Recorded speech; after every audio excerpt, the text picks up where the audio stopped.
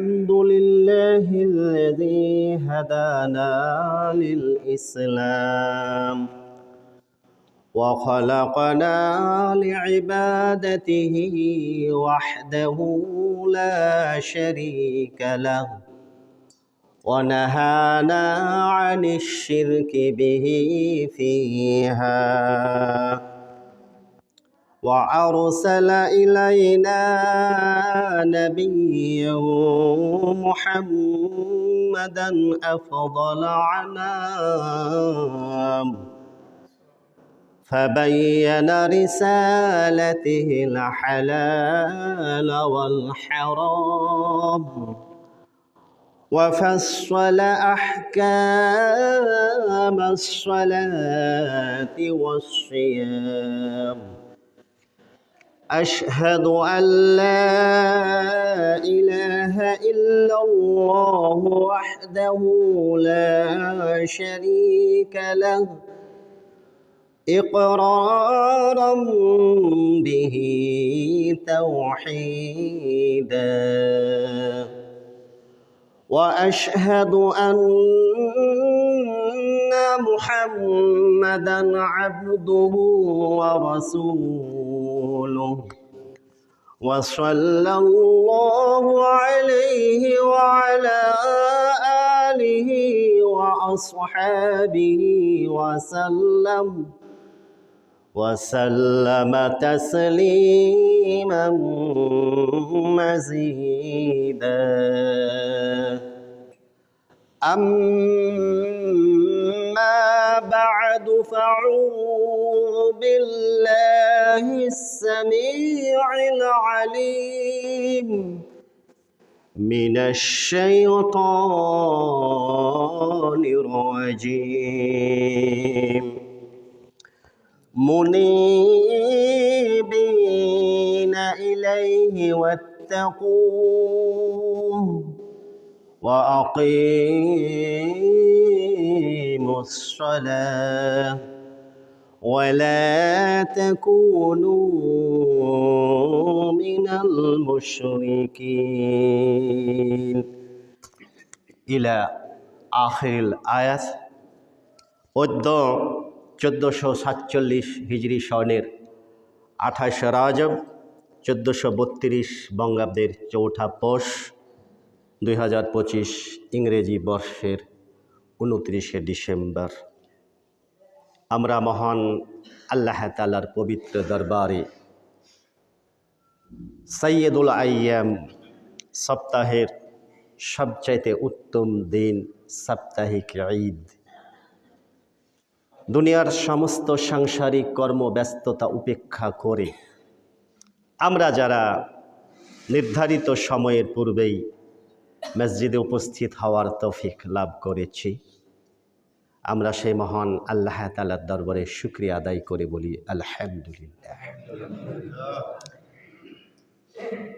অতঃপর অগণিত অসংখ্য সলাত এবং সালাম বর্ষিত হোক নবিকুল শিরভূষণ মানবতার মুক্তিদূত উম্মতের শাফাতের কান্ডারি আহমেদি মুস্তাফা মুহাম্মদি মুজতাবা সকলে বলি সাল্লাল্লাহু আলাইহি সাল্লামের উপরে।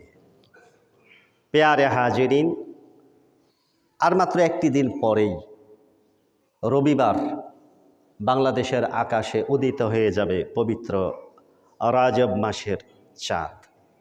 এই মাসটি হারাম মাসের অন্তর্ভুক্ত সম্মানিত মাস, যেই মাসটিতে তৎকালীন আইএমএ জাহেলিয়াত সেই অন্ধকার যুগেও যুদ্ধ বিগ্রহ অরাজকতা হত্যা খুনাখুনি নিষিদ্ধ ছিল এবং রজব মাস প্রসিদ্ধ হয়ে আছে ইসলামের ইতিহাসে।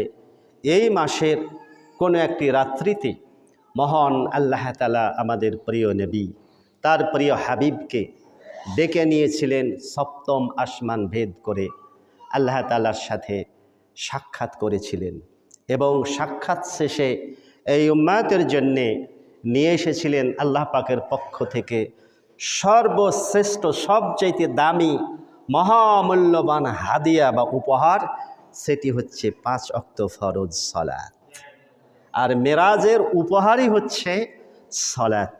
আর রজব মাস চলে আসা মানে আমাদের দোরগোড়ায় পবিত্র রমাজানুল মোবারকের উপস্থিতি জানান দিচ্ছে।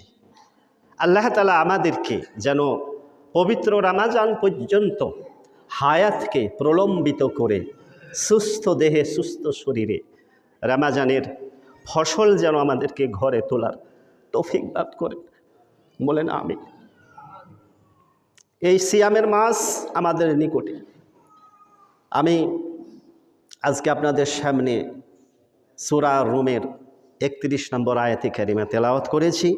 এই সূরা রুমের আরেকটি উল্লেখযোগ্য বৈশিষ্ট্য হলো আল্লাহ রসুল সাল্লাল্লাহু আলাইহি তিনি ফজরের ফরজ সালাতে তিনি সূরা রুম তেলাওয়াত করতেন। আর এই রুমে মুসলিম জাতির একটি বিজয়ের ভবিষ্যৎবাণী করা হয়েছিল এবং এই বিজয় সূচিত হয়েছিল। তা আমি আজকে এই আয়াতের আলোকের যে বিষয়বস্তু নির্ধারণ করেছি সলাতের গুরুত্ব এবং এর তাৎপর্য সম্পর্কে। মনে আছে গত মাসের যেই আমার চতুর্থ জুমার যে আলোচনা ছিল সলাত কেন্দ্রিক, এই টপিকটি এজন্য বেছে নিলাম যে আর মাত্র 2 মাস পরেই আমরা রমাজানুল মোবারককে পেতে যাচ্ছি। অথচ এই রমাজানের সিয়াম বলুন, জাকাত বলুন, হজ বলুন, আদার্স ইসলামে যতগুলো ইবাদত আমল রয়েছে, আপনার সলাত যদি শুদ্ধ না হয়, নামাজ যদি আপনার আমল নামায় অনুপস্থিত থাকে, কোনো ইবাদত কোনো আমল আল্লাহ পাকের দরবারে গৃহীত হবে না। এজন্য আপনি আপনার সিয়ামকে, আপনার রোজাকে যদি ফলপ্রসূ করতে চান, অর্থবহ করতে চান, আল্লাহ পাকের দরবারে কবুল করাতে চান, তাহলে অবশ্যই সালাত লাগবে। যদি আপনি যাকাত কবুল করাতে চান আল্লাহ পাকের দরবারে, আপনাকে সালাত লাগবে। মোট কথা নামাজ এমন একটা গুরুত্বপূর্ণ ইবাদত, যে ইবাদতের অনুপস্থিতির কারণে, ঘাটতির কারণে কোনো আমলই আল্লাহ পাকের দরবারে কিয়ামতের মাঠে ওজন হবে না। তাহলে যে বিষয়টি মহান আল্লাহ পাকের কাছে সবচাইতে গুরুত্বপূর্ণ, অথচ এই ভারতীয় উপমহাদেশ বিশেষ করে বাংলাদেশের মুসলমানদের কাছে সবচাইতে উপেক্ষিত, আল্লাহ পাকের কাছে সবচাইতে গুরুত্বপূর্ণ, আর বর্তমান বাংলাদেশের মুসলমানদের কাছে সবচাইতে উপেক্ষিত, সবচাইতে অবহেলিত, সবচাইতে অনাদৃত যে ইবাদতটি, তার নাম হচ্ছে নামাজ। এই বাংলাদেশে আপনি এই সম্মানিত মা বোনদের দৃষ্টি আকর্ষণ করছি, আপনি আপনার বাচ্চাকে কিভাবে কন্ট্রোল করবেন ওটা আপনার দায়িত্ব। তো বলছিলাম, ভুলে গেলাম, এই যে এই বাংলাদেশে মুসলমানদের নামাজের চাইতে রোজা রাখার হার বেশি, রোজাদারের সংখ্যা বেশি তুলনামূলকভাবে। অথচ এ রোজাতে কষ্ট আছে, দীর্ঘক্ষণ না খেয়ে থাকা লাগে, খাদ্য এবং পানীয়ের কষ্ট আছে। এত কষ্টপূর্ণ ইবাদত কিন্তু এরা করে, সম্পাদন করে। কিন্তু নামাজে, সালাত আদায়ে তেমন কোনো কষ্ট লাগে না। বিশেষ করে শীতকালে একটু সমস্যা ফজর সালাতে, কিন্তু এখন তো শীতের মাত্রা আগের তুলনায় অনেক কম, কোনো কষ্ট নেই। শুধু কি একটু রুটিন মাফিক টাইমটা মেনটেন করা লাগে, এই তো। অথচ দেখেন যে কত রোজাদার আছে নামাজ ছাড়াই রোজা রাখে, বেনামাজি রোজাদার। এই রোজা আল্লাহর দরবারে কোনো ফল এনে দেবে? কাজেই যে বিষয়টিকে আল্লাহ তাআলা যত গুরুত্ব দিয়েছেন, এই বিষয়টিকে আমাদেরকে সেইভাবে গুরুত্ব সহকারে নিয়েই এই সালাত আদায়ের প্রতি আমাদেরকে মনোযোগী হতে হবে। তো চলুন, সালাত, সোয়াদ লাম ওয়াউটা, গোলতা যেটাকে বলা হয়, এটি এক বচন, আর এর বহু বচন হচ্ছে সালাওয়াতুন। তো এই সালাত শব্দটা আসলো কোত্থেকে? প্রত্যেকটা আরবি শব্দের যেটা রুটস রয়েছে, মা রয়েছে, মাদ্দা রয়েছে, মাসদার রয়েছে। বাবা মা ছাড়া যেমন সন্তানের অস্তিত্ব কল্পনা করা যায় না, ঠিক এই সলাৎ শব্দটা কোথা থেকে আসলো? এটা এসেছে বাবে তাফঈলের মাসদার আত-তাসলিয়াতু থেকে, যার মূল বর্ণ বেশ কয়েকটি আছে।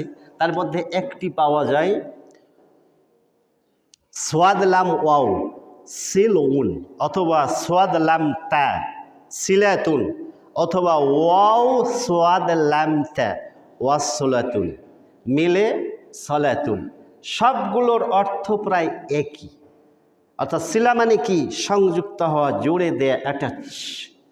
যেহেতু সলাত এবং নামাজটা হচ্ছে মহান আল্লাহ তাআলার সাথে বান্দার যোগাযোগ রক্ষার, সম্পর্ক তৈরি করার, নিকটে আসার, ভালোবাসা, দয়া, রহমত, বারাকাত লাভের অন্যতম মাধ্যম, এজন্য এর নাম হয়েছে সালাত। তাহলে সালাতটা হচ্ছে আল্লাহ এবং বান্দার মধ্যে সেতু বন্ধন, যেটাকে বলা হয় কমিউনিকেশন বা ভায়া। এখন আরবি প্রসিদ্ধ লুগাত গ্রন্থ আল কামুসুল মুহিতে সলাতের সংজ্ঞাটা এইভাবে দেওয়া হচ্ছে: as-salatu আই দুআউ ওয়ার রাহমাতু ওয়াল ইস্তিগফারু, সাল্লা সালাত আই দা ইবাদাতুন ফিহা রুকুউন ওয়া সুজুদুন। সালাত শব্দের অর্থ কি? বলা হচ্ছে as-salatu আই দুআউন। সালাত শব্দের অর্থ বা নামাজ অর্থ হচ্ছে দোয়া, আর দোয়া অর্থ মোনাজাত, আর মোনাজাত অর্থই হলো কি? আল্লাহ পাকের কাছে বিনীত হওয়া। সালাত শব্দের অনেকগুলো পরিভাষা পবিত্র কোরআনে কারিমায় ব্যবহৃত হয়েছে। যেমন জিকির দ্বারা সালাত বোঝানো হয়েছে, তাসবিহ দ্বারা সালাত বোঝানো হয়েছে, কিয়াম দ্বারা সালাত বোঝানো হয়েছে, কুনুত দ্বারা সালাত বোঝানো হয়েছে, রুকু দ্বারা সালাত বোঝানো হয়েছে, সিজদা দ্বারা সালাত বোঝানো হয়েছে, কোরআন দ্বারা সালাত বোঝানো হয়েছে। তাহলে দোয়া, দোয়া অর্থই মোনাজাত। মোনাজাত মানে কি? আল্লাহকে ডাকা। ওয়াল ইস্তিগফারু মানে আল্লাহ পাকের কাছে ক্ষমা চাওয়া। এর আরেকটা পরিভাষা হচ্ছে আল ইস্তিগাস, ফরিয়াদ করা, ভিক্ষা চাওয়া, অনুনয় বিনয় করা, কাকুতি মিনতি করা। তবে সালাত শব্দের সব চাইতে যেটা ব্যাপক অর্থবোধক শব্দ, সেটা হচ্ছে দোয়া এবং মোনাজাত। আল্লাহ পাকের কাছে দোয়া করা, রহমত, বরকত এবং কল্যাণ লাভের জন্যে আল্লাহ পাকের কাছে দরখাস্ত করা, আবেদন করা, নিবেদন করা, অনুনয় বিনয় করা, চরম এবং পরম ভক্তি শ্রদ্ধা সহকারে, ভয় ভীতি নিয়ে অত্যন্ত বিনীত চিত্তে মহান আল্লাহ তাআলাকে স্মরণ করার নাম হচ্ছে সালাত। আগামী জুমায় কিন্তু এর সংজ্ঞা আপনাদের কাছ থেকে নেবে, যে তার একটা খুতবা আছে। খালি খুতবা শুনে যাবেন আর মনে রাখবেন না, এটা হবে না। খুতবা এক একটা ক্লাস, একটা তালিম, এক একটা ট্রেনিং, এক একটা প্রশিক্ষণ। আজীবন শুনে এসেছেন সলাৎ সলাৎ সলাৎ, কিন্তু আপনাদেরকে যদি জিজ্ঞেস করা হয় যে সলাৎ অর্থ কি, বলতে পারবেন না। তাহলে কামুসুল মুহিতে কি বলা হলো? বলছে সলাত আই দোয়াউ, সলাৎ অর্থ দোয়া। আর রহমাত, রহমত মানে আল্লাহ পাকের দয়া, অনুগ্রহ, করুণা। আর রহমত মানে বারাকাত হয়। অল ইস্তিগফারু ক্ষমা চাওয়া। এখন দেখেন ইসলামী শরিয়াতে এই সলাতের গুরুত্বটা কতটুকু, আর এই যে সংজ্ঞার সাথে বাস্তবতার মিল দেখেন। মহান আল্লাহ তাআলা বলছেন সলাত মানে দোয়া, আল্লাহর নবী বলছেন সলাত মানে দোয়া। তাহলে আল্লাহ রাব্বুল আলামিনের কাছে আমরা যখন দাঁড়িয়ে যাই, এই তাকবীরে তাহারিমা থেকে নিয়ে সালাম ফিরা পর্যন্ত পুরো সালাতটাই, গোটা নামাজটাই হচ্ছে শুধু দোয়া আর দোয়া। বিশেষ করে সালাতের সংজ্ঞায় যেটা বলা হলো, দোয়া, মোনাজাত, জিকির, রাহমাত, ইস্তিগফার, ক্ষমা ইত্যাদি ইত্যাদি, অন্যগুলো বাদ দেন, শুধুমাত্র 2 সাজদার মাঝখানে যে দোয়াটি পড়তেছেন এই দোয়ার সাথে আল কামুসুল মুহিতের যে সালাতের সংজ্ঞা হুবহু মিলে গেছে। কি বলছি? আল্লাহুম্মা গফিরলি, হে আল্লাহ তুমি আমাকে ক্ষমা করো, ওয়ারহামনি তুমি আমার প্রতি রহমত বর্ষণ করো, ওয়াহদিনি তুমি আমাকে হেদায়েত দান করো, সঠিক রাস্তা দেখাও, জান্নাতের পথ দেখাও, ওয়াআফিনি তুমি আমার দোষ ত্রুটিগুলো মার্জনা করো, ওয়ারযুকনি তুমি আমাকে রুজি দান করো। বলেন তো এই 2 সাজদার মাঝখানে যে দোয়াটি পড়লেন আপনার দুনিয়া এবং আখেরাতের কোনো চাওয়া পাওয়া আর বাকি থাকলো কি? সব কিছু চেয়ে নিয়েছেন মহান আল্লাহ পাকের কাছ থেকে। এই 2 সাজদার মাঝে আপনার রুজির দরকার, আপনার টাকা পয়সার দরকার, অর্থের দরকার, খাদ্যের দরকার, বাসস্থানের দরকার, শিক্ষার দরকার, চিকিৎসার দরকার, শিক্ষার দরকার, সব কিছু ছোট্ট একটা পরিভাষা রুজির মধ্যে আল্লাহ তাআলা ঢুকাই দিয়েছেন। আপনার এলেম আপনার রুজি, আপনার শিক্ষা আপনার রুজি, আপনার চিকিৎসা আপনার রুজি, আপনার ভালো বাড়ি আপনার রুজি, আপনার অন্ন বস্ত্র বাসস্থান শিক্ষা চিকিৎসা জগতে মানুষের যে 5টা মৌলিক প্রয়োজন চাহিদা রয়েছে সবগুলো আল্লাহ পাক প্রদত্ত। আল্লাহ যদি আপনাকে কিছু দেন তবে পাবেন, আল্লাহ না দিলে পৃথিবীর কোনো শক্তি আপনাকে কিছু দিতে পারবে না। তাহলে নামাজ এমন একটা ইবাদত যেই নামাজের মধ্যেই আমি আপনি আপনার জীবনের আমার জীবনের সমস্ত কিছু দুনিয়া আখিরাতে যা প্রয়োজন সমস্ত কিছু নামাজের মধ্যে আমরা আল্লাহ পাকের দরবারে তুলে ধরছি। পেয়ারে হাজরিন, 2 সাজদার মাঝখানে এই দোয়া পড়ে যারা সালাত আদায় করে, আর এই 2 সাজদার মাঝখানে দোয়া ছাড়াই যারা সালাত আদায় করে, এই সালাত এবং এই নামাজের মান কখনো এক হতে পারে না। কপাল পোড়া তারা। আল্লাহ রাব্বুল আলামিন আমাদেরকে সঠিক বুঝদান করুন। আল্লাহ যেন আমাদেরকে এই নামাজের গুরুত্ব অনুধাবন করার তৌফিক দান করুন, বলি আমিন। এখন দলিল নিন। মহান আল্লাহ রাব্বুল আলামিন তার নবীর মাধ্যমে জানিয়ে দিচ্ছেন এই নামাজ যে দোয়া এর গুরুত্ব সম্পর্কে। সহিহ বুখারী 405, 413, 416, 417, 531, 532, 1214, সহিহ মুসলিম 1230, মিসকাত 856, 710 নম্বর হাদিস। আল্লাহ নবী বলছেন, ইন্নাল মুমিনিনা নিশ্চয় মুমিনগণ ইযা কানা ফি সলাতি যখন মুমিনগণ সালাতের মধ্যে থাকে ফা ইন্নাহু ইউনাজি রাব্বাহু তখন সে তার রবের সাথে মহান আল্লাহ তাআলার কাছে মোনাজাত করে। তাহলে নামাজে যখন মানুষ দাঁড়িয়ে যায় তখন মোনাজাত শুরু হয়ে যায়। আরেকটি পরিভাষা আসছে, ইন্না আহাদাকুম তোমাদের মধ্যে যখন কোনো ব্যক্তি ইযা কামা দাঁড়িয়ে গেল, কি দাঁড়িয়ে গেল, কি দাঁড়ালো, ইযা কামা যখন দাঁড়ালো, কোথায় দাঁড়ালো, ফিস সালাতি নামাজে দাঁড়িয়ে গেল, ফাইন্নাহু ইউনাজি রাব্বাহু তখনই যেন সে তার রবের সাথে মোনাজাত শুরু করে দিল। তাহলে নামাজের বাইরে আর কোনো মোনাজাত নাই। মোনাজাত হচ্ছে নামাজের মধ্যে, দোয়া হচ্ছে নামাজের মধ্যে, চাওয়া পাওয়া হচ্ছে নামাজের মধ্যে।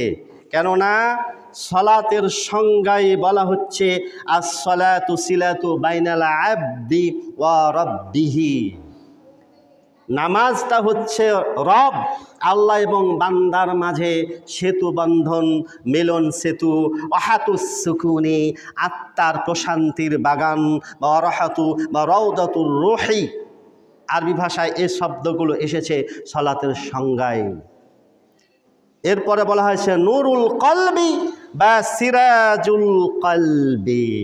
এই সালাত হচ্ছে অন্তরের আলো, অন্তরের জ্যোতি, আত্মার নূর। আল্লাহ রসুল সাল্লাল্লাহু আলাইহি ওয়াসাল্লাম তিনি নামাজের মধ্যে 7টি জায়গায় দোয়া করেছেন। কয়টি জায়গায়? 7টি জায়গায় দোয়া করেছেন। প্রথম 1 নম্বরে তাকবীরে তাহরিমা বেঁধেই আল্লাহুম্মা বাইদ বাইনি বলেন, আর সুবহানাকা আল্লাহুম্মা রাব্বানা বিহামদিকা তাবারাকা ইসমুকা ওয়া তাআলা জাদ্দুকা লা ইলাহা গায়রুক এটা বলেন। অথবা আরো দোয়া আছে, ইন্না সলাতি ওয়া নুসুকি ওয়া মাহইয়া ওয়া মামাতি লিল্লাহি রাব্বিল আলামিন লা শারীকা লাহু ওয়া বিযালিকা উমিরতু ওয়া আনা মিনাল মুসলিমিন। আরো দোয়া আছে, আরো শানা আছে, ইন্নী ওয়াজ্জাহতু ওয়াজহিয়া লিল্লাযী ফাতারাস সামাওয়াতি ওয়াল আরদা হানিফা ওয়া মা আনা মিনাল মুশরিকিন। আরো দোয়া আছে, প্রায় ৮-১০টি শানা আছে। এই যে তাকবীরে তাহরিমা, ওখান থেকে দোয়া শুরু হয়ে গেল। রুকুতে ২, রুকুর মধ্যে আল্লাহ রাসূল সাল্লাল্লাহু আলাইহি ওয়াসাল্লাম দোয়া পড়েছেন, সুবহানাকাল্লাহুম্মা বিহামদিকা রব্বানা আল্লাহুম্মা ইগফিরলি সুবহুল কুদ্দুস রব্বুল মালাইকাতি ওয়ার রূহ সুবহানা রাব্বিয়াল আযীম বা সুবহানা রাব্বিয়াল আযীম ওয়া বিহামদিহি। আরো দোয়া আছে, আল্লাহুম্মা লাকা রাকাতু ওয়া বিকা আমানতু ওয়া লাকা আসলামতু। অনেক দোয়া আছে, কত বলবো সংক্ষিপ্ত খুতবার মধ্যে। প্রত্যেকটা দোয়া এক একটা দোয়ার এক এক রকম বৈশিষ্ট্য, এক এক রকম স্বাদ। তবে আমার কাছে সবচাইতে বেশি ভালো লেগেছে সুবহানাকা আল্লাহুম্মা রাব্বানা বিহামদিকা আল্লাহুম্মা ইগফিরলি, রুকুতে এবং সাজদাতে। এরপরে ভালো লেগেছে ২ নম্বরে আল্লাহুম্মা লাকা রাকাতু ওয়া বিকা আমানতু ওয়া লাকা আসলামতু। লম্বা দোয়া আছে, এ সবগুলো দোয়া পেয়ে যাবেন। আমার শ্রদ্ধেয় ভাই, দিনী ভাই, ও তো গত রাত্রে, আগের রাত্রে উনি তো মাহফিলে হঠাৎ করে অসুস্থ হয়ে পড়েছিলেন। ডক্টর মুজাফফর বিন মহসিনের লিখিত একটা বই, আগের বইটার নাম ছিল সংশয় ও বিভ্রান্তির বেড়াজালে মোনাজাত, পরে সংস্কার এই বইটির নাম রাখা হয়েছে দোয়া এবং মোনাজাত। এই বইটা কিনে নেবেন, নিয়ে পাবেন, সবগুলো দোয়া পেয়ে যাবেন এখানে। তাহলে আল্লাহর নবী তাকবীরে তাহরিমা ১ নাম্বার হাত বেঁধে দোয়া করলেন সূরা ফাতিহার আগে। ২, রুকুতে ৩ রুকু থেকে উঠে রব্বানা লাকাল হামদু হামদান কাসীরান তাইয়্যিবান মুবারাকান ফি, আরও আছে। এরপরে ২ সেজদা, ৪, ৫ হয়ে গেল, বুঝছেন? এরপরে ২ সিজদার মাঝখানে একটু আগে বললাম ৬, ৭ নম্বর শেষ বৈঠকে সালাম ফেরানোর আগে আত্তাহিয়াতু, দুরুদে ইব্রাহিম, দোয়া মাসুরা যে দুটা আছে পড়ে নিয়ে আপনার চাহিদা অনুযায়ী যত দোয়া পারতপক্ষে আপনি সবগুলো দোয়া পড়ে সালাম ফিরিয়ে দিবেন। এই হলো মোট 7টি দোয়ার ক্ষেত্র নামাজের মধ্যে। পুরো নামাজটাই হচ্ছে মোনাজাত। আসুন, আল্লাহ রাসূল সাল্লাল্লাহু আলাইহি ওয়াসাল্লাম এই নামাজ বা সালাতের গুরুত্ব বোঝাতে গিয়ে বলছেন, হাদিস ইবনে মাজাহ 270, মুস্তাদরাকে হাকিম 130, সাওবান রাদিয়াল্লাহু আনহু বর্ণনা করছেন। আল্লাহ নবী বলছেন, ইলামু, হে আমার উম্মতেরা, তোমরা জেনে রেখো, আন্না খায়রা আমালিকুম as-সালাতু, নিশ্চয়ই তোমাদের আমল সমূহের মধ্যে সবচেয়ে উত্তম আমল, সর্বশ্রেষ্ঠ আমল, গুরুত্বপূর্ণ আমল হচ্ছে 5 ওয়াক্ত ফরজ সালাত। তাবারানি 243, সহিহুল জামির মধ্যে আবু হুরায়রা রাদিয়াল্লাহু আনহু ভাষাটি এইভাবে নিয়ে এসেছেন।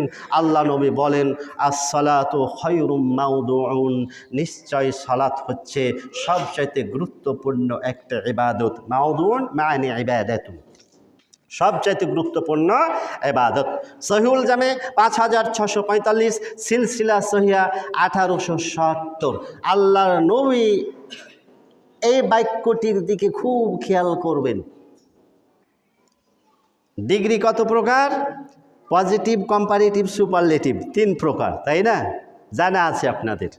এখন অশিক্ষিত কেউ নাই, আলহামদুলিল্লাহ। প্রত্যেক গ্রামে অন্তত না হলে 10টা করে মাস্টার ডিগ্রি পাবেন, আছে, আলহামদুলিল্লাহ। এখানে সুপারলেটিভ ডিগ্রি ইসমে তাফজিলের সেগা ব্যবহার করে আল্লাহ রাসূল সাল্লাল্লাহু আলাইহি ওয়াসাল্লাম বলছেন, মা নাফি, বলছে আমিলা, কোনো আমলই নাই, ইবনে আদামা, বানি আদমের মানে এই উম্মাতের কোন আমল নাই, শাইয়ান আফদলা, এর চাইতে উত্তম আমল, মিনাস সালাতি, যে আমলটা, যে ইবাদতটা নামাজের চাইতে অধিক উত্তম হতে পারে। এখন পজিটিভ ব্যাখ্যা দিই। আল্লাহ নবী কি বললেন? যে বানি আদমের, আমার উম্মতের যত ইবাদত রয়েছে, যত আমল রয়েছে, ইবাদতের জগতে যত ইবাদত রয়েছে, যত আমল রয়েছে, এই ইবাদত সমূহের মধ্যে, আমল সমূহের মধ্যে আল্লাহ তাআলার কাছে সর্ব উৎকৃষ্ট, সর্বশ্রেষ্ঠ আমল হচ্ছে, সর্বশ্রেষ্ঠ ইবাদত হচ্ছে নামাজ। এ নামাজের চাইতে এ সালাত অপেক্ষা আর কোনো আমলই আল্লাহ তাআলার কাছে উত্তম বলে বিবেচিত হয় নাই। বুঝতে পারছেন কথা? তাহলে আল্লাহ রাব্বুল আলামিনের কাছে সর্বোৎকৃষ্ট, সবচাইতে উৎকৃষ্ট, সর্বোত্তম, সবচাইতে সেরা ইবাদত হচ্ছে 5 ওয়াক্ত নামাজ। আর এই নামাজের ওপরেই আপনার জীবন মরণ, আপনার জীবনের সফলতা ব্যর্থতা, আপনার জীবনের জান্নাত জাহান্নাম, আপনার জীবনের পাস ফেল, উন্নতি অগ্রগতি নির্ভর করছে। আল্লাহ রাসূল সাল্লাল্লাহু আলাইহি ওয়াসাল্লাম মৃত্যু শয্যায় শায়িত। তিনি তার নাতি হাসান হুসাইনের কথা বললেন না, তার জামাই আলীর কথা বললেন না, তার শ্বশুর আবু বকরের কথা বললেন না, তিনি নিজের কোনো কথা বললেন না। কার কথা বললেন? উম্মতের প্রতি রাসূল আকরাম সাল্লাল্লাহু আলাইহি ওয়াসাল্লামের সর্বশেষ যে ওসিয়াত, মৃত্যু শয্যায় শায়িত আল্লাহ রাসূল সাল্লাল্লাহু আলাইহি ওয়াসাল্লাম এই উম্মতকে ওসিয়ত করছেন। ইবনে মাজাহ 2698 নম্বর হাদিস, আবু দাউদ 5156 নম্বর হাদিস। আলী রাদিয়াল্লাহু তাআলা আনহু বলছেন, কানা আখিরু কালামিন নবী সাল্লাল্লাহু আলাইহি ওয়াসাল্লাম, আল্লাহর নবীর মুখ নিঃসৃত পবিত্র জবান মোবারক দিয়ে সর্বশেষ যেই কথাটি বের হয়েছিল সেটি ছিল আসসালাত। হে আমার উম্মতেরা, তোমরা নামাজ ছেড়ে দিও না, তোমরা সালাত পরিত্যাগ করো না, তোমরা সালাতকে উপেক্ষা করো না, তোমরা নামাজের প্রতি অলসতা, শিথিলতা, অবহেলা প্রদর্শন করো না, নামাজ থেকে গাফেল থেকো না, নামাজ থেকে তোমরা উদাসীন থেকো না। ওয়ামা মালাকাত আইমানুকুম, আর তোমরা তোমাদের অধীনস্থদের সাথে সদাচরণ করবে। এই ছিল আল্লাহর নবীর সর্বশেষ কথা, সর্বশেষ ইতিহাদ, সর্বশেষ বাণী এই উম্মাতের উপরে। এ আমার উম্মাত, তোমরা নেভার, কখনো কখনো কোনো অবস্থাতেই সালাত পরিত্যাগ করবে না, নামাজ ছেড়ে দিবে না। কেননা জেনে রেখো, কিয়ামত দিবসে মহান আল্লাহ রাব্বুল আলামিন তোমাদের ইবাদত সমূহের মধ্য থেকে, তোমাদের আমলের মধ্য থেকে সর্বপ্রথম যেই আমলের হিসাব গ্রহণ করবেন, যেই আমলের হিসাব তলব করবেন, সেই আমলটি হচ্ছে, সেই ইবাদতটি হচ্ছে সালাত। আবু দাউদ 864, তিরমিজি 412, তাবারানি 1859, সিলসিলা সহিহ 358, সহিহুল জামি 2573, আনাস রাদিয়াল্লাহু তাআলা আনহু এবং আবু হুরায়রা রাদিয়াল্লাহু তাআলা আনহু হাদিসগুলো বর্ণনা করেছেন। বিভিন্ন পরিভাষা রয়েছে, তার মধ্য থেকে আপনাদের জন্য বোধগম্য যে পরিভাষাটি আমি নোট করে টুকিয়ে নিয়ে এসেছি। আল্লাহ রাসূল সাল্লাল্লাহু আলাইহি ওয়াসাল্লাম বলছেন, ইন্না আউওয়ালা মা ইউহাসাবু বিল আবদু মিন আমালিহি ইয়াওমাল কিয়ামাতি সালাতুহু, কিয়ামত দিবসে বান্দার আমল সমূহের, ইবাদত সমূহের মধ্যে সর্বপ্রথম যে ইবাদত, যেই আমলের হিসাব গ্রহণ করবেন সেটা হচ্ছে তার সালাত বা নামাজ। ফায়ুনজারু ফি সালাতিহি, তার নামাজকে তদন্ত করা হবে, তার নামাজকে পরীক্ষা নিরীক্ষণ করা হবে, পাই টু পাই খুব ভালোভাবে পুনঃ তদন্ত করা হবে। ফামান আদ্দাহা বিহাক্কিহা মা'নি বিল হুকুকি, যে ব্যক্তি এই সালাতকে, এই নামাজকে যথার্থ এর হক আদায় করে, খুশ এবং খুজু সহকারে মুহাম্মদ সাল্লাল্লাহু আলাইহি ওয়াসাল্লামের তরিকা অনুযায়ী, তিনি যেহেতু একথা বলেছিলেন, সল্লু কামা রাআইতুমুনি উসাল্লি, হে আমার উম্মতেরা, তোমরা সালাত আদায় করবে, তোমরা নামাজ আদায় করবে, তোমরা সালাত আদায় করবে, তোমরা নামাজ আদায় করবে সেই নিয়মে, সেই পদ্ধতিতে, সেই ল অফ ওয়ার্ডার, ওই আইন, ওই নিয়ম, ওই পদ্ধতিতে, যেই পদ্ধতি আমি অনুসরণ করেছি, যেই পদ্ধতি আমার সাহাবায়ে কেরাম অনুসরণ করেছে, সেই পথ এবং পদ্ধতি মেনে সালাত আদায় করবে। তাহলে যারা মুহাম্মাদি শরীয়ত মেনে আল্লাহর নবীর নির্ধারিত মাসনুন পদ্ধতি অনুযায়ী যারা সালাত আদায় করেছে, এর হক আদায় করে সালাত আদায় করেছে, গুরুত্ব দিয়ে সালাত আদায় করেছে, কবিলাত মিনহু সাইরু আমালিহি, তার সমস্ত আমল, সমস্ত ইবাদত আল্লাহ পাকের দরবারে মকবুল হয়ে যাবে, অ্যাকসেপ্টেবল হয়ে যাবে, গ্রান্টেড হয়ে যাবে মহান আল্লাহ পাকের কাছে। নামাজ কবুল তো সব কবুল হয়ে যাবে, সমস্ত ইবাদত আল্লাহর দরবারে গ্রহণযোগ্য হয়ে যাবে। আর নামাজ যদি কবুল হয়ে যায় তো সে কি পুরস্কার পাবে? আল্লাহর নবী বললেন, ফামাং আন ফাকাদ আফলাহা ওয়া আনজাহা, সেই ব্যক্তি তার জীবনের সার্বিক সফলতা অর্জন করবে কিসের মাধ্যমে? জান্নাত অর্জনের মাধ্যমে, এবং আনজাহা, জাহান্নাম থেকে মুক্তি লাভের মাধ্যমে। তাহলে সালাত কবুল হয়ে গেল, নামাজ কবুল হয়ে গেল, সে সফল হয়ে গেল, জাহান্নাম থেকে মুক্তি পেয়ে গেল।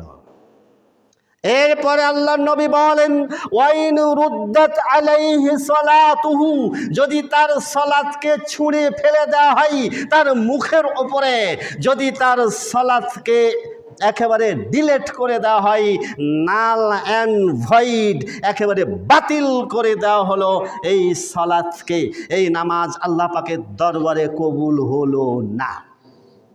কি হবে? রুদ্দা আলাইহি সাইরু আমালিহি, তার নামাজ যদি না টিকে, তার সালাত যদি আল্লাহর দরবারে কবুল না হয়, তার নামাজ যদি আল্লাহর দরবারে কবুল না হয়, আল্লাহর নবী বললেন হতে পারে সে সায়েম, রোজাদার, হতে পারে সে জাকাত আদায়কারী, হতে পারে সে হাজি, হতে পারে সে বিরাট বড় দানবীর, হতে পারে সে প্রতি বছর কোটি কোটি টাকা খরচ করে একটি নয়, দুটি নয়, 10-20টি পশু কোরবানি দিয়েছে। আল্লাহর নবী বলছেন হতে পারে সে প্রতি বছরের বছর হজও করেছে, উমরাও করেছে, হতে পারে, কিন্তু যেহেতু নামাজ টিকে নাই, যেহেতু তার সালাত টিকে নাই, এই জন্য আল্লাহ রাসূল সাল্লাল্লাহু আলাইহি ওয়াসাল্লাম বলছেন রুদ্দা আলাইহি সাইরু আমালিহি, তার সমস্ত আমল বাতিল হয়ে যাবে। ইন্না লিল্লাহ ফাকাদ খাবা ওয়া খাসিরা, ওই ব্যক্তি ব্যর্থ হবে, চরমভাবে ব্যর্থ, তার জীবন ব্যর্থ। ওয়া খাসিরা, সে ক্ষতিগ্রস্ত হবে। একজন ব্যক্তির সবচাইতে বড় ক্ষতি, একজন ব্যক্তির সবচাইতে বড় সর্বনাশ হচ্ছে একজন ব্যক্তির জাহান্নামে চলে যাওয়া। কাজে যার সালাত নাই, যার নামাজ নাই, তার জীবন শুধু ব্যর্থতায় ভরপুর, তার জন্যে জাহান্নামের শাস্তি অপেক্ষা করছে। এরপরে আসেন এর পরিপূরক হাদিস। অনেকে যদিও সনদ নিয়ে প্রশ্ন তুলেছেন, কিন্তু অন্যান্য সহিহ হাদিস দ্বারা বিষয়টি সমর্থনযোগ্য। শিরোনাম খুব ভালো করে মাথায় গেঁথে নিন, মাথায় ঢুকিয়ে নিন। যে ব্যক্তি গয়ের মুসল্লি, যে ব্যক্তি বেনামাজি, যে ব্যক্তি গয়ের মুসল্লি, যে ব্যক্তি বেনামাজি, তার জন্য জাহান্নাম অবধারিত। এ জাহান্নাম চিরস্থায়ী জাহান্নাম, নেভার, ওকে কখনো জাহান্নাম থেকে বের করা হবে না। কেননা যে আয়াতে কারিমা তেলাওয়াত করেছি, মহান আল্লাহ তাআলা বলছেন মুনিবিনা ইলাইহি, আল্লাহ তাআলার দিকে অভিমুখী হও, আল্লাহর প্রতি বিনীত হও, ওয়াত্তাকুহু, আল্লাহ পাককে ভয় করো, তাকে ভয় করো, ওয়া আকিমুস সালাহ, সালাত আদায়কারী হয়ে যাও, ওয়ালা তাকুনু মিনাল মুশরিকিন, খবরদার খবরদার তোমরা মুশরিকদের অন্তর্ভুক্ত হয়ে যেও না। এবার একটি আয়াতের দুটি পাঠ। আল্লাহ বলছেন আল্লাহর দিকে অভিমুখী হয়ে তাকে ভয় করে বিনীত চিত্ত হয়ে সালাত আদায় করো।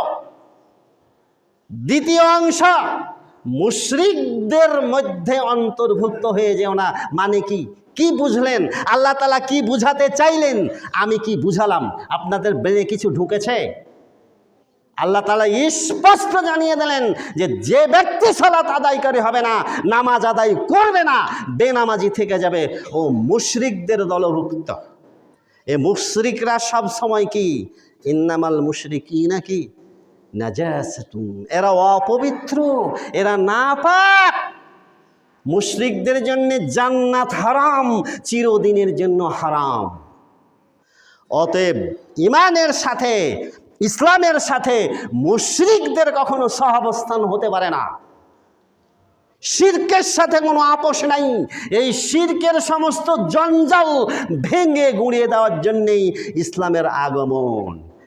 আজকে অমুসলিম, মুশরিক, পৌত্তলিক, ওই 33 কোটি দেবী দেবতায় যারা বিশ্বাসী, তাদের সাথে সহাবস্থান করতে আমাদের বিন্দুমাত্র লজ্জাও লাগে না, ঘৃণাও লাগে না, শুধুমাত্র দুনিয়ার ক্ষমতা পাওয়ার জন্যে। আল্লাহ তাআলা আমাদের হেদায়েত দান করুন। আল্লাহর নবী আপোষ করেননি। তার চাচা আবু জেহেল, আবু লাহাব কত প্রস্তাব দিয়েছে, মুহাম্মদ তোমাকে নেতা বানিয়ে দিব, তোমাকে মক্কার প্রেসিডেন্ট বানিয়ে দিব, সুন্দরী নারী দিব, গাড়ি দিব, অর্থ দিব, টাকা পয়সা কালেকশন করে তোমাকে ধনী করে দেব। আল্লাহ রসুল এত লোভনীয় প্রস্তাবগুলো গ্রহণ করেননি। কেননা শিরক এবং ইসলাম, এই জগা খিচুড়ি মার্কা ইসলাম, এই শরিয়ত আল্লাহ তাআলা নাজিল করেননি। আল্লাহ তাআলা স্পষ্ট করে দিয়েছেন তাগুতকে এবং তাওহীদকে, শিরক এবং তাওহীদকে। অতএব মুসলমানদের সাথে এই মুশরিকদের কোনো সহাবস্থান, শিরকের সাথে কখনো আপোষ করা চলবে না। আল্লাহ যেন হেদায়েত দান করেন। এবারে বুঝে নেন বেনামাজির পরিণতি কোথায় যাবে। কথা ক্লিয়ার। সূরা রুমের ওই আয়াতটির তাফসীর এবার আসতেছি।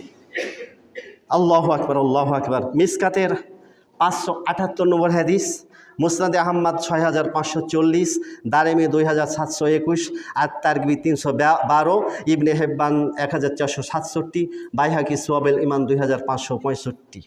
আব্দুল্লাহ ইবনে আমর রাদিয়াল্লাহু আনহু বলছেন, তিনি কি বলছেন যে আল্লাহ রাসূল সাল্লাল্লাহু আলাইহি ওয়াসাল্লাম তিনি একদিন সালাতের আলোচনা করছেন আমাদের মাঝে, নামাজের গুরুত্ব বুঝাচ্ছেন।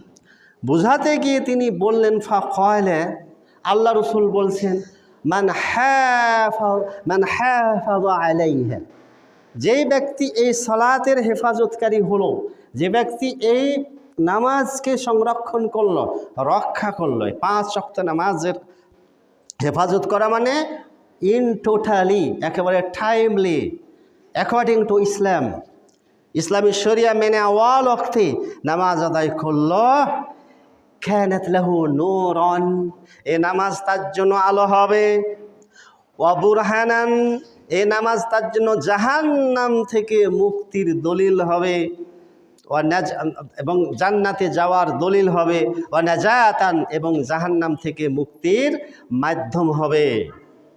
আল্লাহু আকবার, আল্লাহু আকবার।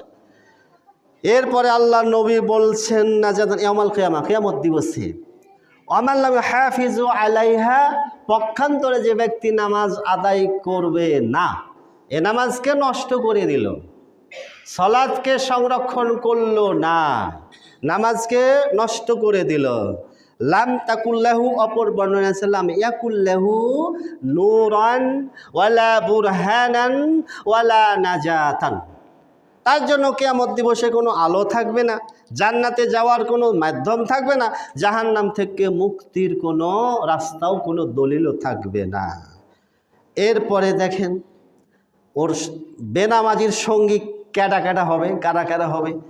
সঙ্গীগুলো খুব ভিআইপি মানের সঙ্গী, হোমরা চোমরা, নামি দামি। কয়জন?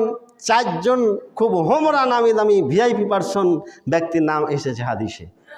ওয়াকানা ইয়াউমাল কিয়ামাতি মা কারুন, মুসা আলাইহিস সালামের চাচাতো ভাই কারুন, কৃপণ কারুন, এ কারুনের সাথে বেনামাজি জাহান্নামে থাকবে। 2, ওয়া ফিরআউনা, বেনামাজির সঙ্গী হবে স্মরণকালের সর্বনিকৃষ্ট স্বৈরাচারী শাসক, আল্লাহর লানত প্রাপ্ত ফেরাউনের সাথে বেনামাজি জাহান্নামে থাকবে। ওয়া হামানা, ফেরাউনের প্রধান উপদেষ্টা। ফেরাউন কিন্তু মাঝে মধ্যে তার অন্তর সায় দিত ইমান আনার, আল্লাহ তাআলার প্রতি বিনীত হওয়ার। কিন্তু এই প্রধান উপদেষ্টার কুচক্রে কুপরামর্শের কারণে ফেরাউন ঈমান আনে নাই। অনেক ইতিহাস রয়েছে এগুলো।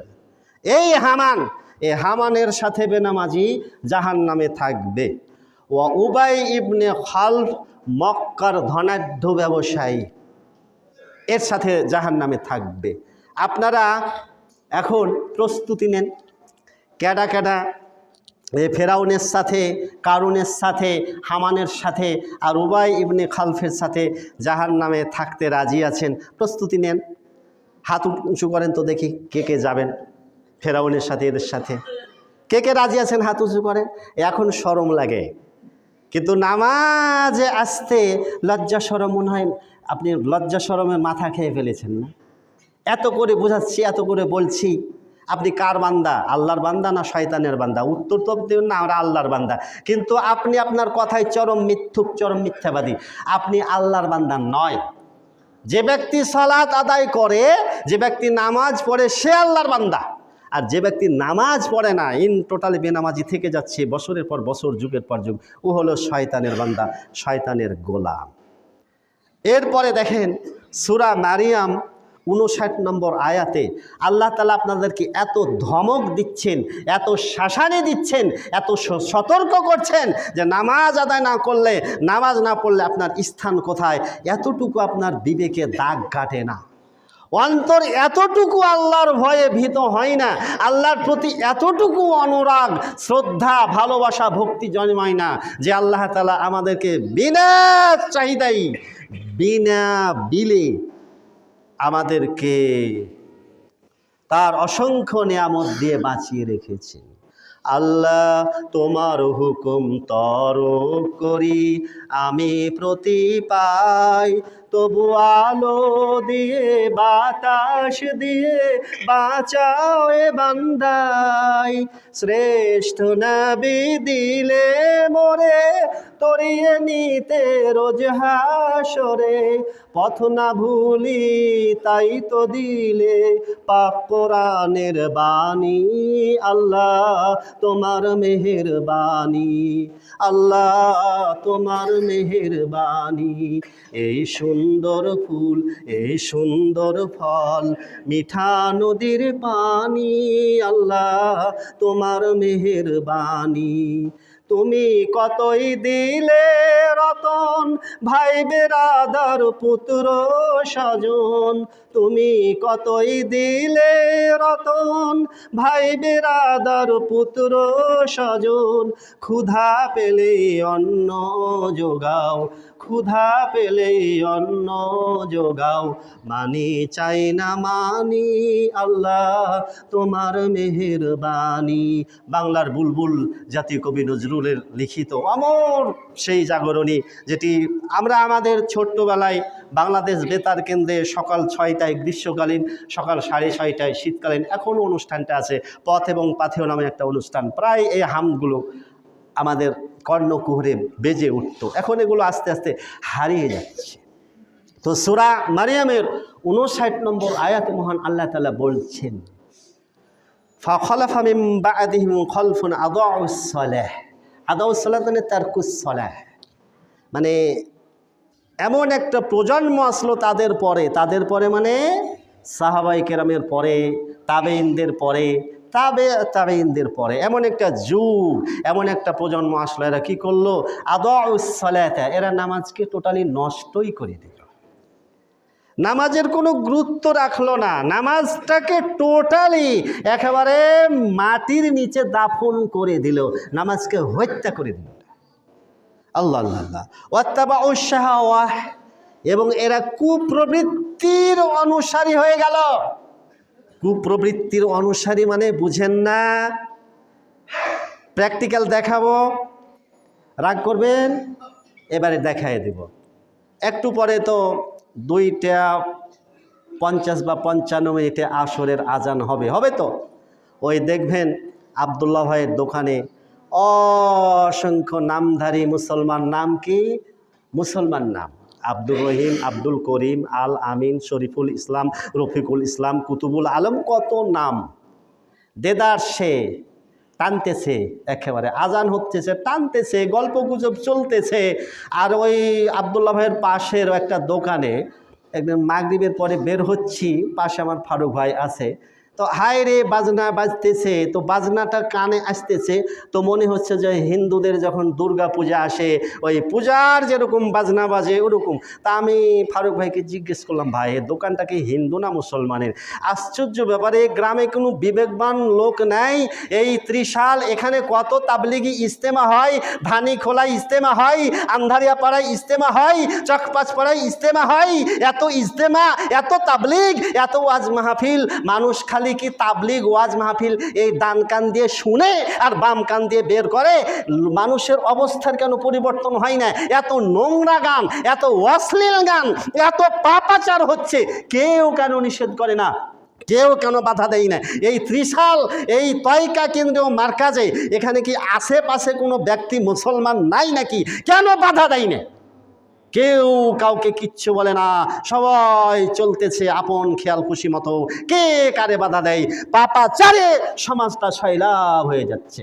এই কুপ্রবৃত্তির অনুসরণ, হারাম খাচ্ছে, নেশাদ্রব্য পান করছে, দিব্যি চলতেছে, ওই টিভির পর্দায় বসে সময় নষ্ট করতেছে, এগুলো হলো কুপ্রবৃত্তির অনুসরণ।